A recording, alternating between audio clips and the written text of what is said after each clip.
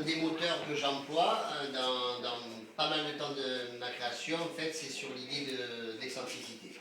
En fait, une excentricité qui ne soit pas trop remarquable, c'est une excentricité de proximité. Alors c'est de jouer juste à côté, le point vraiment, le minimum en fait excentrique pour être juste à côté, pour peut-être, potentiellement, mieux parler du sujet. Alors je le fais sous forme d'écho, de ricochet, de glissement, de chute, par emploi du burlesque et d'autres ombres portées, etc.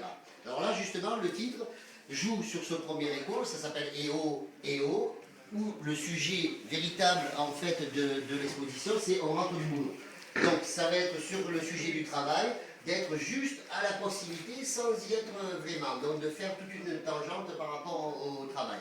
Alors, si vous vous rappelez bien, sur EO, EO, on rentre du boulot, donc je fais une sorte de porte commune que nous avons de cette culture commune, hein, et donc c'est, vous vous rappelez, donc les nains dans Walt Disney. Alors, si on se rappelle bien de la scène, en fait déjà, c'est pas un écho, c'est un faux écho. À l'extérieur de la mine, donc de cet arrière-monde du travail qui est constitué par la mine, il y a prof, la raison, qui est à l'extérieur et qui, à côté du temps, hein, la raison, prof, est à côté du temps. Le temps sonne et prof dit « eh oh !» Et donc, à l'intérieur de la mine, en fait, c'est pas un écho, c'est les nains eux-mêmes qui disent « eh oh !» Donc c'est un faux écho. Et finalement, pour qu'à l'unisson, ils rentrent du boulot. Le véritable sujet, soit celui-là, on rentre du boulot. Alors on va faire comme eux, justement, on va sortir de la mine, et comme d'habitude, le sujet est de proximité et de vis-à-vis. Parce qu'il est là, juste en face. Voilà. Le sujet était porté, il était là, il était frontal, esthétique et beauté. Alors, en plus de façon anecdotique, c'est que dans cette rénovation faite du coiffeur, donc la proposition a été faite il y a 1 an, et j'avais peur que le fronton soit transformé par le travail. Et en fait, le travail à l'intérieur est assez mystérieux et il n'a pas affecté encore l'extérieur et le fronton. Et donc j'ai pris esthétique et beauté et je l'ai siphonné pour le remettre au sein de la galerie, puisque finalement il participe à notre histoire. Alors là, on peut voir déjà sur une chose, c'est que là, donc dans cette arrière-salle, vous êtes allé, donc vous savez qu'il y a l'arrière-salle, et en fait par écho du EO, regardez, on dirait un miroir, vous voyez, par surexposition, en fait il y a un miroir. Voilà, et regardez, elle passe à travers le miroir. Oh. Elle n'en reviendra jamais. Alors, comment tomber dans les toilettes. Alors voilà, de l'arrière-monde, etc. Donc j'ai fait, on va passer de Walt Disney à Platon. C'est normal, le lien est. Alors ici, si on se met ici, justement dans cette idée de l'arrière-monde, je me retrouve face à une source de lumière. Bien sûr qu'une fausse source de lumière, comme les esclaves, vous savez, dans la grotte, qui regardent l'ombre des choses éclairées par le feu. Alors c'est une fausse source de lumière, mais à la fois véritable source de lumière pour ma création. Alors cette source de lumière est faite de patates et de lumière. Alors, pourquoi la patate? La patate, par rapport à son caractère populaire, est aussi civilisateur. Il y a 2 ans de cela, l'UNESCO a mis la patate au panthéon de l'humanité, parce qu'elle a permis la civilisation, elle nous a préservé d'une somme de disettes. Et ce qu'il y a aussi, c'est qu'en histoire, l'attentif signifie aussi bien l'idée du courage, vous allez voir, là, il y a une dualité, aussi bien que le faux. On dit de quelque chose d'inattentif, c'est faux. Et on dit de quelqu'un qui compte son lettre, peut-être comme je suis en train de le faire, que c'est un coup d'attentif, un raconte-patate. Voilà. D'autant plus qu'on le sait, la pomme de terre est naturellement underground. Voilà.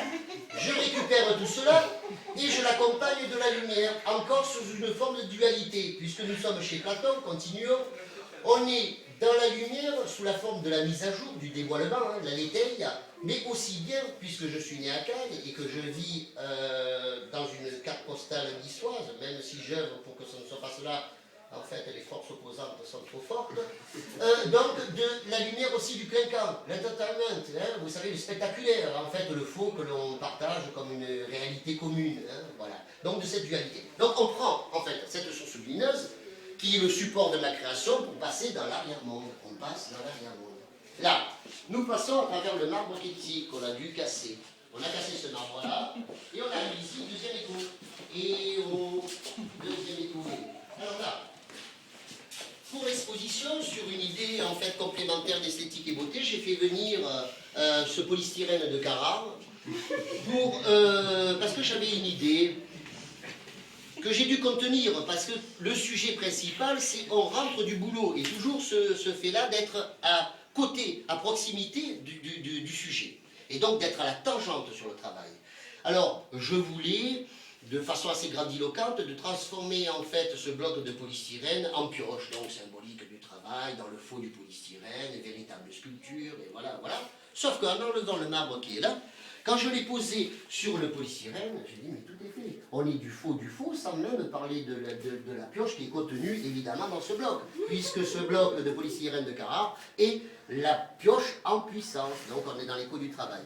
Alors, si on se positionne justement par rapport ici, dans une parfaite perspective, nous avons donc le travail, chose qui d'ailleurs, c'est hérité de l'anglo-saxon. Maintenant, on dit un travail, on dit des pièces. Horrible, non, c'est de la création, justement, et des œuvres. C'est pas ça. Alors là, dans cette œuvre de peinture, et dans l'écho encore fait, l'image miroir, et dans cette voie royale, dans cette autoroute idiote et incontournable et magnifique renseignement, c'est l'autoportrait. Voilà. Donc l'autoportrait. Et vous voyez le sujet portant le sujet du sujet. Hein, le sujet portant, on rentre du boulot, le sujet. Plus un jeu de peinture fait entre le sujet et le fond. Le premier plan et l'arrière-plan qui, par jeu de peinture, se retrouvent entremêlés. On ne sait plus, on n'arrive plus à dissocier le sujet du décor, le premier plan, de l'arrière-plan. Pour repréciser l'idée du décor, et pour le décaler encore plus, on va tomber dans le décor et sous forme de nature.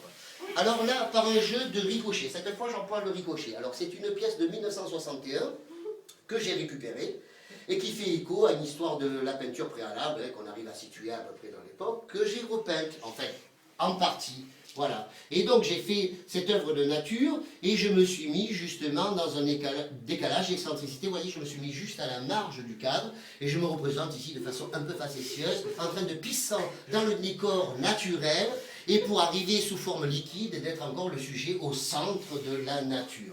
Puisque nous sommes dans la nature, nous avons fait l'arrière-monde, etc. Maintenant, un peu d'élévation. Nous sommes dans la verticalité. Hein.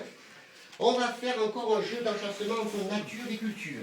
Ici, la nature, représentée par le radis, et objet de culture. Et nous savons que c'est de cette même culture qui, depuis le néolithique, devient, sous forme générique, la culture. Et donc, nous avons une botte de radis qui a une mission donc paradis. Et par rapport à la force de cette pièce, pendant 2 jours, et on a dû arrêter parce que beaucoup de gens, bien sûr, montaient. Ils voulaient voir ce qu'il y avait en haut. Et moi, je sais qu'il n'y a rien. C'est sans issue. Alors, j'ai essayé de trouver une pièce qui pouvait répondre justement à cette problématique. Et donc, j'ai mis ça. Alors, pour marquer le sans issue. J'ai pris le sans issue et je l'ai transposé dans le domaine artistique. Le sans issue devient le sans titre. Et ça donne ça. Vous allez voir encore dans l'écho de EO, point, ou ce que l'on veut. Ça devient ici, sans titre, Voyez. Alors, jusqu'à présent, je vous parle du reflet, etc., de l'image miroir, alors qu'il n'y a aucune image miroir. Donc il fallait que je finisse vraiment sur l'image physique du miroir. Donc on finit sur le miroir, ici. Donc qu'est-ce qu'on voit? Bien sûr, c'est le miroir, on voit. Et comme d'habitude, le sujet n'est pas celui que l'on croit. Il est en arrière-plan. Et oui, effectivement, on se voit, l'intérêt assez restreint, et on voit c'est un arrière-plan. Et si on s'écarte ici, qu'on regarde haut et qu'on le regarde dans le miroir, qu'est-ce que ça donne? Oh yeah! Et avec oh yeah, nous pouvons sortir et apprendre à nouveau la réalité qui nous fait face, et vivre l'esthétique et la beauté. Bravo!